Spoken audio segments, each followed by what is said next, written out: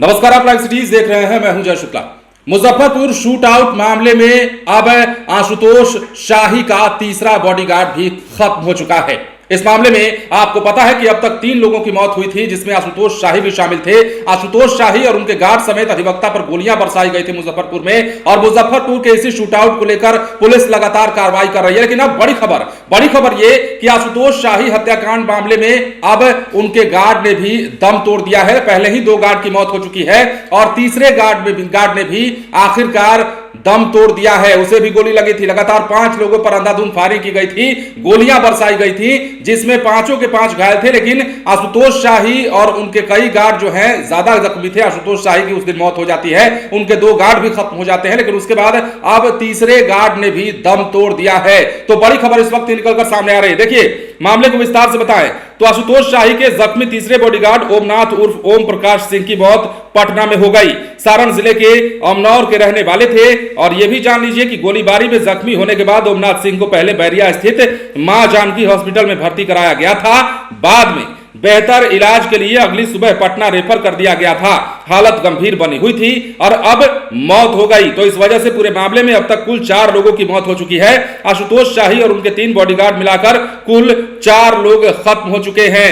नाम एक बार फिर से जान लीजिए। ओमनाथ उर्फ ओम प्रकाश सिंह की मौत हुई है। ये आशुतोष शाही के वो तीसरे बॉडीगार्ड हैं जिन्हें गोली लगी थी। उस दौरान जब गोली चलाई जा रही थी अपराधियों के द्वारा रात में, तो आपने देखा कि किस प्रकार अंधाधुंध फायरिंग की गई। वहां पर 5 लोगों को गोली लगी, जिसमें 3 आशुतोष शाही के बॉडीगार्ड थे और खुद एक आशुतोष शाही थे। लगातार अंधाधुंध फायरिंग की गई, शरीर पर गोलियों से छलनी किया गया। आशुतोष शाही मुजफ्फरपुर में चर्चित जमीन कारोबारी थे और उन्हें मौत के घाट उतार दिया जाता है। और उनके साथ जो लोग मौजूद होते हैं, अधिवक्ता के यहां वो लोग गए थे और बंद कमरे में मुलाकात हो रही थी। लेकिन इसी बीच गोली चलती है। उनके ड्राइवर का बयान भी हमने आप लोगों को सुनवाया है।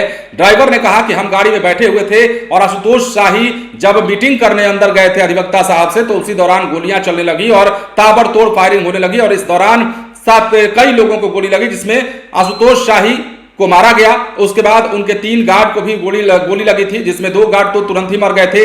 एक दिन के बाद एक की मौत हुई थी। अब तीसरे बॉडीगार्ड की जो मौत है वो पटना में इलाज के दौरान हो चुकी है। देखिए, स्थिति काफी तनावपूर्ण है मुजफ्फरपुर में। न सिर्फ आशुतोष शाही मर्डर मामला, बल्कि मुजफ्फरपुर में उसके बाद भी एक के बाद एक ताबड़तोड़ गोलियां चल रही हैं। एक के बाद एक क्राइम का ग्राफ बढ़ता जा रहा है। मुजफ्फरपुर ऐसा लग रहा है कि गोलियों का शहर बनता जा रहा है और हर बार ताबड़तोड़ अपराधी गोलियां बरसा रहे हैं। पुलिस अपना काम कर रही है। एसएसपी राकेश कुमार लगातार एक्शन मोड में हैं।